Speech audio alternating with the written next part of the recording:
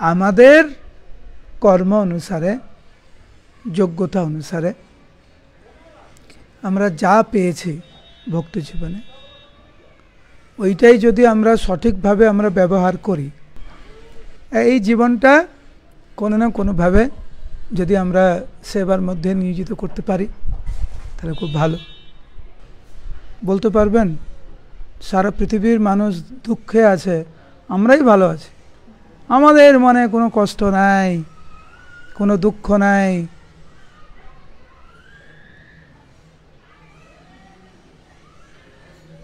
কিন্তু আসল জিনিসটা কিন্তু না।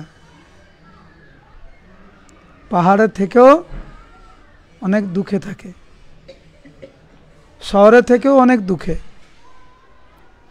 আবার কেউ কেউ পাহাড়েও শান্তিতে থাকতে পারে, শহরেও শান্তিতে থাকতে পারে। এটা নির্ভর করছে মানসিকতার উপরে, জীবনধারার উপরে। কাকে নিয়ে আছি আমরা, কাকে নিয়ে সংসার করছেন তার উপরে। কৃষ্ণকে নিয়ে সংসার করুন,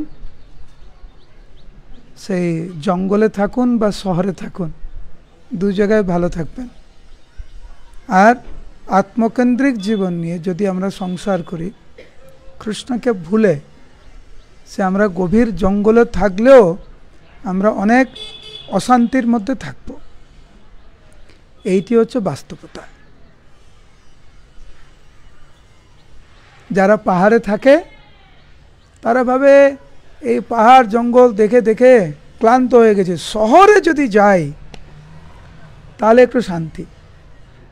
আর যারা শহরে থাকে তারা ভাবে শহরের এত চিৎকার চেঁচামেচি, এত দূষণ আর ভালো লাগে না, একটু পাহাড় জঙ্গল থেকে ঘুরে আসে। আসল কথা হচ্ছে কি, যে যারা হচ্ছে পাহাড়ে থাকে তারাও অশান্তিতে আছে, যারা শহরে থাকে তারাও অশান্তিতে আছে। সুখে থাকে তারা যারা কৃষ্ণকে নিয়ে আছে, তারাই সুখে আছে। আপনারা জানেন প্রভুপাদের একটি বিখ্যাত লীলা। 1977 সালে দুইজন স্বনামধন্য ব্যক্তিত্ব ভারতবর্ষের, একজন শিল্পপতি এবং একজন গভর্নর, দুইজনে প্রভুপাদের সাথে সাক্ষাৎ করতে এসেছিলেন বৃন্দাবনে। প্রভুপাদের শরীর তখন খুব খারাপ। প্রভুপাদ বিছানায় শুয়ে থাকতেন, ঠিকমতো বসতেও পারতেন না। ওই সময় কোনো কিছু প্রভুপাদ আহার গ্রহণ করছিলেন না, শরীর এত খারাপ ছিল। ওই দুইজন ব্যক্তি যখন প্রভুপাদের ঘরে আসলেন, স্বাভাবিকভাবে ওনাদেরকে যত্ন করা হয়েছে। ওনারা দুইজন প্রভুপাদকে খুব ভালোবাসতেন, প্রভুপাদকে খুব শ্রদ্ধা করতেন। তো কিছুক্ষণ কথা বলার পরে ওই দুইজন প্রভুপাদকে বলেছিলেন যে প্রভুপাদ, আপনার সাথে একান্তে আমরা কিছু আলোচনা করতে চাই। কারণ ওই সময় অন্যান্য ভক্তরা ছিল ঘরের ভিতরে, প্রভুপাদকে তো কখনো একা একা রাখতো না, কেউ না কেউ সবসময় প্রভুপাদের সাথে থাকতো। ওই সময় অনেকে ছিল, যেহেতু দুজন বিশিষ্ট ব্যক্তিত্ব এসেছেন, তাদের দেখাশোনা করা, প্রভুপাদ একা আছেন, এই জন্য অনেকে ছিল ঘরে। কিন্তু উনারা একাকী প্রভুপাদের সাথে কথা বলতে চাইলেন। যদিও প্রভুপাদের সাথে যারা ছিলেন ওনারা চাইছিলেন না প্রভুপাদকে একা রেখে যেতে, কিন্তু প্রভুপাদ বললেন, না ঠিক আছে, কোনো অসুবিধা নেই, তোমরা যেতে পারো। ওই সময় আমাদের শ্রীশ্রীমৎ ভক্তিচারু স্বামী গুরু মহারাজ প্রভুপাদের ব্যক্তিগত সেবক ছিলেন। প্রভুপাদের টেবিলে সবসময় টেপ রেকর্ডার থাকত। এই দুইজন বিশিষ্ট ব্যক্তি বলছে তারা প্রভুপাদের সাথে একান্তে কিছু আলোচনা করতে চায়। কি আলোচনা করবে কেউ জানবে না। সেই জন্য ভক্তিচরণ স্বামী গুরু মহারাজ বুদ্ধি করে ঘর থেকে যাওয়ার আগে ওই টেপ রেকর্ডটা অন করে গেছে। সেই জন্য কিন্তু আজকের আমরা লীলা শুনতে পাচ্ছি। উনি যে টেপ রেকর্ডটা অন না করে যেতেন আমরা মানে শুনতে পারতাম না। টেপ রেকর্ড অন করে উনি চলে গেছে বাইরে। এই দুজন বিশিষ্ট ব্যক্তি প্রভুপাদকে জিজ্ঞাসা করছেন, আপনি চলে যাওয়ার পরে, মানে আপনি দেহ রাখার পরে আপনার উত্তরাধিকারী কে হবে?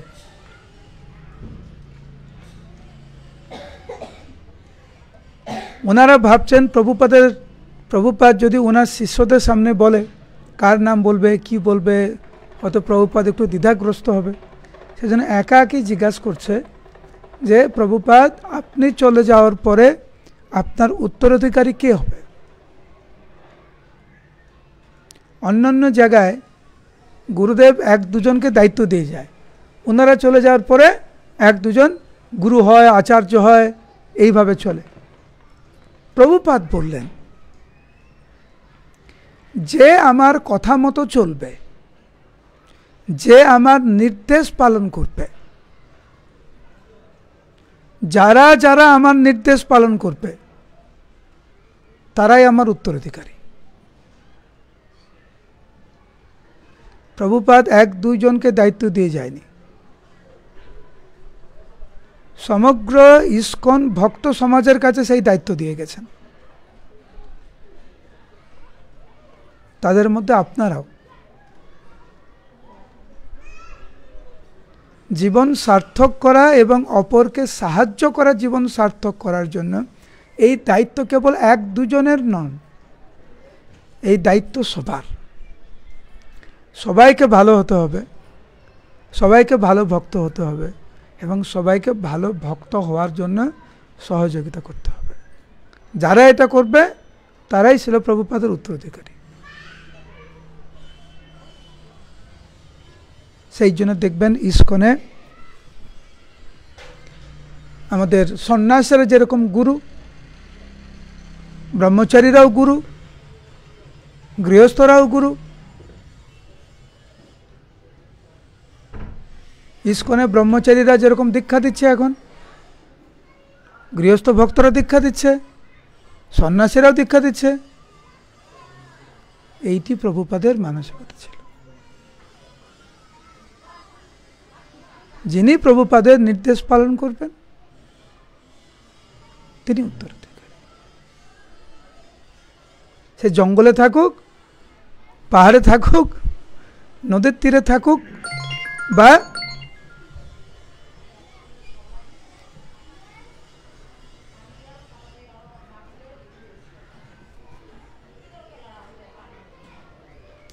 নদীর তীরে থাকুক।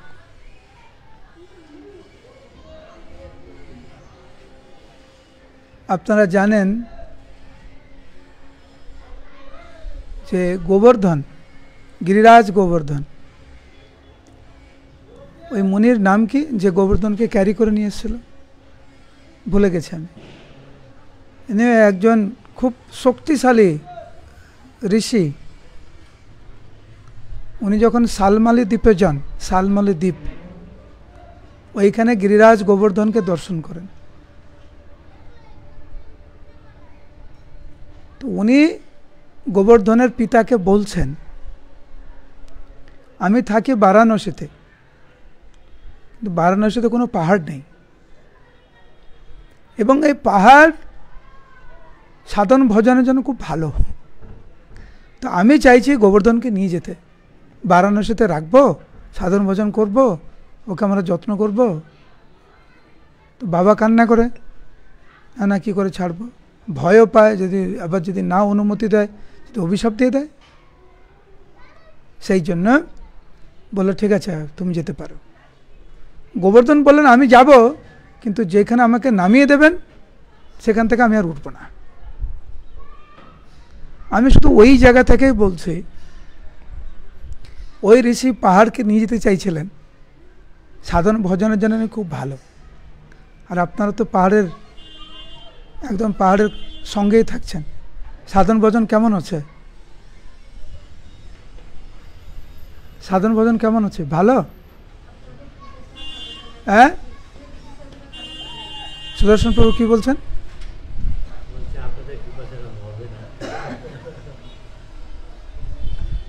এটা একটু গুরুত্বপূর্ণ বিষয়, কিন্তু প্রাকৃতিক সৌন্দর্য কৃষ্ণের সেবায় অনুকূল হতে পারে, প্রতিকূল হতে পারে।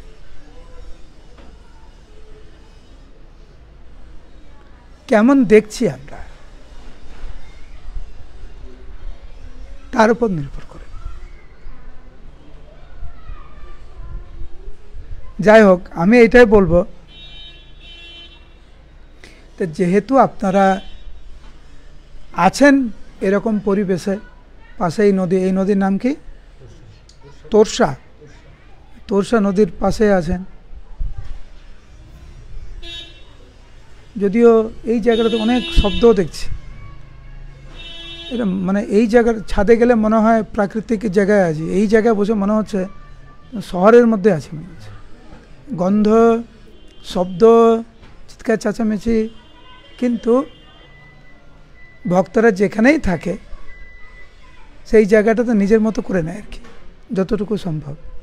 ঘরের ভিতরে ভগবান, এখানে রাধা মাতা খুব সুন্দর, প্রভুর ফ্ল্যাটে গেলাম, ভগবান ওখানে আছে, তো এইভাবে নিজের মতো করে সাজিয়ে গুজিয়ে সাধন ভজন করুন, আর কি করবেন। এই জীবনটা কোনো না কোনোভাবে যদি আমরা সেবার মধ্যে নিয়োজিত করতে পারি তাহলে খুব ভালো।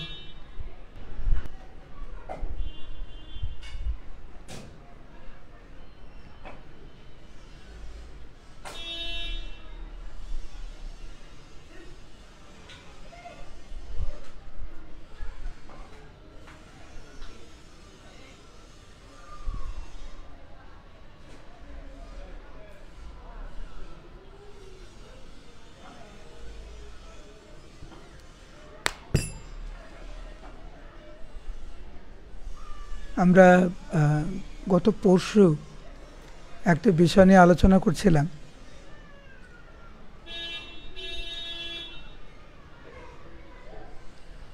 এই ভক্তি জীবনে টিকে থাকার উপায়। আমার ব্যক্তিগত অভিজ্ঞতা হচ্ছে, আমি দেখেছি কিছু কিছু ভক্ত খুব সুন্দর পরিবেশ পায়, কিন্তু সেই পরিবেশের সদ্ব্যবহার করতে পারে না। আর কিছু কিছু ভক্ত, তাদের পরিবেশটা ঠিক অনুকূল না, কিন্তু কোনো না কোনোভাবে তারা ভক্তি জীবনটাকে খুব সুন্দরভাবে টিকিয়ে রাখছে, খুব সুন্দরভাবে। আমাদের কর্ম অনুসারে, যোগ্যতা অনুসারে আমরা যা পেয়েছি ভক্তি জীবনে, ওইটাই যদি আমরা সঠিকভাবে আমরা ব্যবহার করি, তাহলে দেখবেন আমাদের ভক্তি জীবনে এগোনোর জন্য যেগুলো যেগুলো আরও প্রয়োজন, ভগবান কিন্তু সেই সুযোগ সুবিধা আমাদেরকে করে দেবে। আর যে সুযোগ আমরা পেয়েছি, সেই সুযোগগুলো যদি আমরা অপব্যবহার করি, তাহলে কিন্তু সেই সুযোগ সুবিধা আমরা বেশি দিন আমরা পাবো না। শ্রীবাস ঠাকুরের সন্তান যখন দেহত্যাগ করল এবং শ্রীমান মহাপ্রভু যখন ওনার আশীর্বাদে সেই মৃত সন্তান যখন জীবিত হলো, মহাপ্রভু জিজ্ঞাসা করছেন, তুমি এত তাড়াতাড়ি কেন চলে যাচ্ছ? তখন শ্রীবাস ঠাকুরের সন্তান বলেছিলেন যে, প্রভু তুমি এই প্রশ্ন জিজ্ঞাসা করছো আমাকে? আমার এই শরীরে যতদিন থাকার কথা ছিল ঠিক আমি ততদিনই ছিলাম। এটা এক। দ্বিতীয় দিকটা, শ্রীবাস ঠাকুরের সন্তান মহাপ্রভুর সামনে উনি ব্যক্ত করছেন এরকম যে, বহুবার আমরা জন্মগ্রহণ করেছি, বহুবার জন্মগ্রহণ করেছি মানে বহুবার মৃত্যুবরণ করেছি। বহুবার মৃত্যু মানে বহুবার জন্মগ্রহণ করেছি, তার মানে বহুবার ভিন্ন ভিন্ন পিতা মাতা, ভিন্ন ভিন্ন ভাই বোন, ভিন্ন ভিন্ন আত্মীয় স্বজন, ভিন্ন পরিবেশ, ভিন্ন পরিস্থিতি, বিভিন্ন দেশে, বিভিন্ন ব্রহ্মাণ্ডে আমাদের জন্ম। এবং উনি বলছেন যে যতবার আমি জন্মগ্রহণ করেছি ততবার অনেক কষ্টে জন্মগ্রহণ করেছি, যতবার মৃত্যুবরণ করেছি অনেক কষ্টে মৃত্যুবরণ করেছি, কিন্তু এইবার যেহেতু তোমার প্রসঙ্গে তোমাকে দর্শন করতে করতে, তোমার কীর্তন করতে করতে আমার দেহত্যাগ হলো, সেজন্য আমার কোনো কষ্ট নেই। যতবার আমরা জন্মগ্রহণ করব, যতবার মৃত্যুবরণ করব, ততবারই অনেক কষ্টে। কেবলমাত্র কৃষ্ণ প্রসঙ্গে এই দুঃখ কষ্টটা নেই। আমরা এই জগতে কেউ প্রকৃতপক্ষে ভালো নেই, এবং সামান্যতম ভালো থাকার জন্য আমরা অনেক সংগ্রাম করছি। লেখাপড়া, ব্যবসা বাণিজ্য, চাকরি, সংসার আদি, এটা সহজ না, অনেক সংগ্রামের। কিন্তু আমাদের কিছু কিছু দায়িত্ব আছে যেগুলো আমাদের পালন করতে হয়। মায়েরা মায়েদের ধর্ম পালন করতে হয়, প্রভুরা প্রভুদের ধর্ম পালন করতে হয়।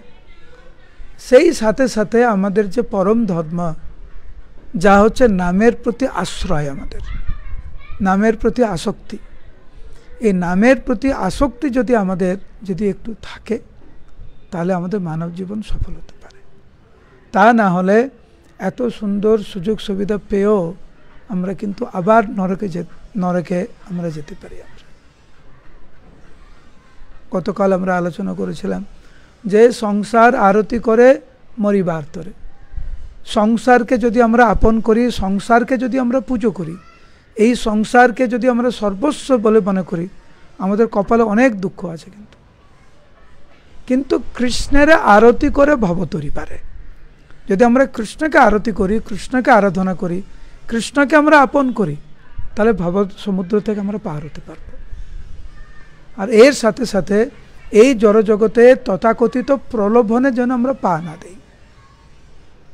এই জড়জগতের তথাকথিত সৌন্দর্য, তথাকথিত ঐশ্বর্য, তথাকথিত লাভ পূজা প্রতিষ্ঠার ফাঁদে যদি আমরা পা দিই, তাহলে কিন্তু কৃষ্ণ ভক্তি থেকে অনেক দূরে চলে যাব আমরা।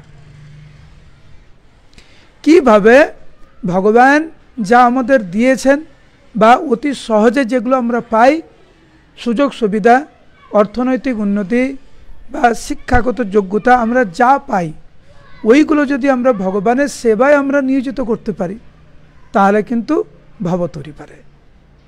এইখানে যারা বসে আছেন প্রত্যেকেরই মধ্যে কিন্তু খুব সুন্দর সুন্দর প্রতিভা আছে, কোনো না কোনো প্রতিভা আছে। এই প্রতিভা কিন্তু আমাদেরকে নরকে নিয়ে যেতে পারে, আবার এই প্রতিভায় কিন্তু আমাদেরকে ভগবত ধামে নিয়ে যেতে পারে। যারা ভালো গান গান, ভগবানের জন্য গান, ভগবত ধামে যাবে। উল্টোপাল্টা গান, নরকে যাবেন। যারা রান্না করতে পারেন, সুন্দর রান্না করে ভগবানকে নিবেদন করুন। যারা রান্না করতে পারেন, যারা ভালো, তারা যদি উল্টোপাল্টা রান্না করে ভগবানকে না দেয়, তাহলে সেই রান্না করার প্রতিভাতেই নরকে নিয়ে যাবে আমাদেরকে। সবার মধ্যে কম বেশি কিছু গুণ ভগবান আমাদেরকে দিয়েছেন। আমি জিজ্ঞাসা করছিলাম যে এখানে কেউ আছেন এতে, ওই জায়গার নাম হচ্ছে, পরশুদিন কোথায় ছিলাম, ধূপগুড়ি। তো ধূপগুড়িতে রাত্রের ক্লাস দিচ্ছিলাম, আমি এই কথাটাই বলছিলাম। তারপর আমি জিজ্ঞাসা করলাম যে এখানে কেউ আছেন যিনি বলেন ওনার মধ্যে কোনো প্রতিভা নেই? একজন হাত তুলেছে। তো এখানে আমি জিজ্ঞাসা করছি, তারপর আমি উত্তরটা দেবো। কেউ হাত তুলুক, তারপরে দেব।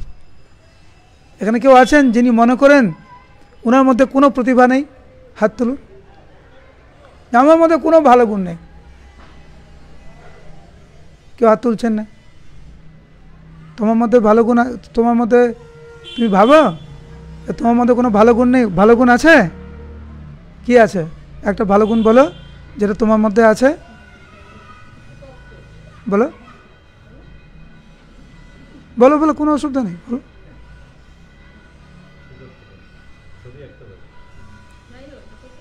ছবি আঁকতে পারে, তো ছবি আঁকতে পারে। এখন যে ছবি আঁকতে পারে, ও যদি প্রভুপাদের ছবি আঁকে, জগন্নাথের ছবি আঁকে, ভগবানের ছবি আঁকে, ভালো। উল্টোপাল্টা ছবি আঁকে কী লাভ? ওই ভক্ত, উনি একটু বয়স্ক ভক্ত, মানে 40-50 বছর হবে, হাত তুলে বলছে আমার মধ্যে কোনো গুণ নেই। তাই আপনি হাঁটতে পারেন? বলে হ্যাঁ। আচ্ছা, হাঁটা একটা গুণ না? এই পৃথিবীতে লাখ লাখ লোক আছে, খোড়া হাঁটতে পারে না। হাঁটার যোগ্যতা দিয়ে আমরা কি করছি? মন্দিরে যাচ্ছি না পাপ কর্মের জন্য যাচ্ছি? আমি জিজ্ঞাসা করছি আপনি কথা বলতে পারেন? বলে হ্যাঁ। কথা বলা একটা যোগ্যতা না? লাখ লাখ লোক বোবা, কথা বলতে পারে না, আপনি তো কথা বলতে পারেন। কথা যদি বলতে পারেন ভগবানের সম্বন্ধে বলুন। হাঁটতে পারেন, মন্দিরে যান, পড়তে পারেন, বলছে হ্যাঁ। তো ভাগবতম পড়ুন, শাস্ত্র পড়ুন, উল্টোপাল্টা পড়ে কী লাভ? কেউ যদি ভাবে হাঁটা একটা যোগ্যতা না, খোড়াদেরকে দেখুন, বোবা, কথা বলতে পারেন, তো কথা বলতে পারেন। এই মোবাইল, সবার কাছে মোবাইল আছে, এই মোবাইল আপনাকে নরকে নিয়ে যাবে। মোবাইল কিন্তু কৃষ্ণ ভক্তিতে এগিয়ে নিয়ে যেতে পারে। মোবাইল দিয়ে আমরা কৃষ্ণ কথা শুনতে পারি, মায়াপুর দেখতে পারি, বৃন্দাবন পরিক্রমা করতে পারি, কত কিছু করতে পারি। এই মোবাইলে কত উল্টোপাল্টা জিনিস আছে। উল্টোপাল্টা জিনিস যদি ব্যবহার করেন কী হবে? মনটা চঞ্চল হবে, খারাপ চিন্তা আসবে, খারাপ কথা, মানে খারাপ কিছু করার ইচ্ছা হয়। তাহলে মোবাইলটা আপনাকে বিপদগামী করতে পারে, ঊর্ধ্বগামী করতে পারে। কি করবেন আপনি? সেই জন্য বলছি প্রত্যেকটা জীবের মধ্যে কোনো না কোনো ভালো গুণ আছে, সেই গুণটি আপনি কিভাবে লাগাবেন। আর একটা জিনিস, আজকে মতো শেষ কথা, যখন ভগবানের দেওয়া প্রতিভা, ভগবানের সেবায় আমরা নিয়োজিত করব, সেইটা যেন বিনম্র চিত্তে হয়, অহংকারের জন্য না হয়। অহংকার যদি ওই সেবাতে থাকে, ভগবান কিন্তু ওই সেবাটা গ্রহণ করে না। বিনম্র চিত্তে সাধুগুরু বৈষ্ণবের তত্ত্বাবধানের থেকে যদি আমরা কোনো সেবা আমরা যদি করি, ভগবান সেটা গ্রহণ করবে। বিনম্র চিত্তে না দিয়ে, ধরুন আমি মাঝে মাঝে ক্লাসে উদাহরণ দিই, যারা আমার ক্লাস শোনেন তারা বুঝতে পারবেন। তো আপনি কারোর বাড়িতে গিয়েছেন, সে আপনাকে অন্ন, ডাল, আলু সিদ্ধ দিয়েছে, কিন্তু খুব ভালো করে, যত্ন করে, শ্রদ্ধার সহিত আপনাকে পরিবেশন করছেন। এটা ওর সামর্থ্য। আলু সিদ্ধ ভাত দেওয়া ওর সামর্থ্য, কিন্তু মনটা অনেক উদার, সে যত্ন করে শ্রদ্ধার সহিত আপনাকে দিচ্ছে, সেটা খেয়ে কিন্তু অনেক আনন্দ পাবেন। কিন্তু একজনের বাড়িতে গিয়েছেন, 56 ভোগ রান্না করেছে, আর মনটা হচ্ছে অহংকারে পূর্ণ, আর আপনি যাই প্রভু আর কি লাগবে, এই নেন আরে রসগোল্লা খান, খুশি হবেন ওই রসগোল্লা খেয়ে, নাকি আলু সিদ্ধ ভাত ডাল খেয়ে ভালো লাগবে?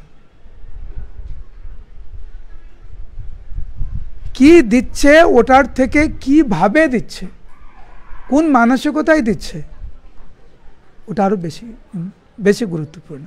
সেই জন্য ভগবানের নাম ভাবগ্রাহী জনার্দন। যার যেটা আছে সে হচ্ছে সেইটাকে বিনম্র চিত্তে ভগবানের কাছে অর্পণ করবে। এটি হচ্ছে ভগবত ভক্তি। আমার পয়সা নেই, আমি ভগবানকে ফল দিতে পারি না, একটা ফলের দাম অনেক। একজন ভক্ত আমাকে জিজ্ঞাসা করছে, প্রভু আমি অন্যান্য জায়গায় যাই, ভগবান বলছেন পত্রম পুষ্পম ফলম তোয়ম, আমি তো ফলে দিতে পারি না। আমি কেন? আমি একটু অবাক হয়েছি। বলছে প্রভু আমার ফল কেনার পয়সা নেই, আমি কোনোদিন ফল পাই না। তা আপনি কী পান? আমি দিনে একবার ভাত খাই, দিনের বেলা আমি একবারই ভাত খাই, এইটাই আমার সামর্থ্য, ওইটাই ভগবানকে দেই। আমি আপনি ওইটাই দেন, ওইটাই ভগবান খুশি। যার সামর্থ্য সে দেবে, যার সামর্থ্য নেই সে দেবে না। কারোর সামর্থ্য রয়েছে ভগবানকে ফল দাও, তো দেন। ভগবান তো এরকম বলছে না। আমি একজন ভক্ত থেকে শুনেছিলাম খুব সুন্দর কথা, যে পত্রম পুষ্পম ফলম তোয়ম। আগেকার দিনে তো পত্রম পুষ্পম, এই পত্র, তুলসী পাতা, ফল, জল সব জায়গায় পাওয়া যেত। এখন ফলটা হয়ে গেছে অনেক দামি, আগে তো এরকম ছিল না। তার মানে যে যেটা খুব সহজে লভ্য সেটাও দিলে ভগবান খুশি হবে। এখানে কেউ আছেন যে যার বাড়িতে জল নেই? কেউ আছেন জল নেই কারুর বাড়িতে? সবার বাড়িতে জল আছে। ভগবান তো বলছেন তুলসী দল মাত্রেণ জলস্য চলুকে নেবা, কেবলমাত্র একটা তুলসী পাতার একটা জল যদি ভগবান, একটুখানি জল ভগবানকে অর্পণ করা হয় ভক্তির দ্বারা, ভগবান সেই ভক্তের কাছে বিকৃত হয়ে যায়। কত বড় কথা! বিকৃণীতে স্বমাত্মানম ভক্তব্য ভক্তবৎসল। কি আছে আমার কাছে ওইটা বেশি গুরুত্বপূর্ণ না, কিন্তু যেটা আছে সেটা কোন মনোভাব দিয়ে, কোন চেতনায় আমি ভগবানকে দিচ্ছি, ওটা বেশি গুরুত্বপূর্ণ।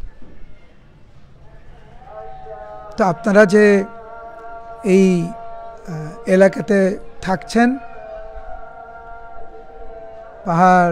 পাহাড়ের তলায় থাকছেন, নদীর পাশে থাকছেন, চেষ্টা করবেন যে এই পরিবেশে আপনারা থাকুন না কেন, ভক্তিপথে এগিয়ে যান, কোনো কিছুর জন্য যেন আমরা নিরুৎসাহিত না হই। হরে কৃষ্ণ কৃষ্ণ কৃষ্ণ হরে হরে, হরে রাম রাম রাম হরে হরে। শিল প্রভুপাদ কি